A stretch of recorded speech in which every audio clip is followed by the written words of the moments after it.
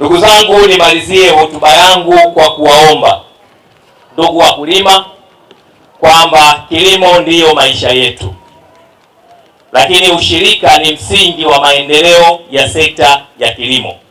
Kwa niungane na afisa ushirika au mrajisi wa vyama vya ushirika waomba wakulima, twendeni tujiunge kwenye vyama vya ushirika.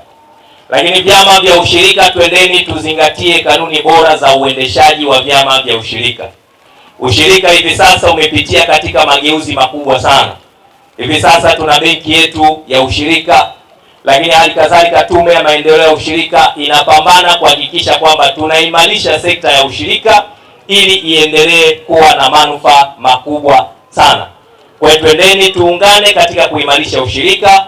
Vyama vyetu vizingatie utawala bora, uadilifu, uwazi, lakini kwa kuzingatia matumizi sahihi ya fedha za wanaushirika ili vyama vyetu viweze kuwa na ushirika na manufaa makubwa kwa wanaushirika. Kwa kwanza, naomba niwahamasishe hadhara hii kujiunga na vyama vya ushirika.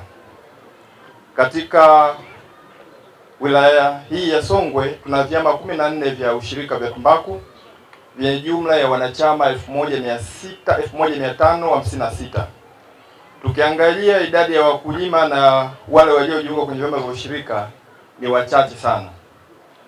Ni wasii na niwaombe wakulima wale wa zao la tumbaku, lakini pamoja na mazao mengine tujiunge kwenye vyama vya ushirika.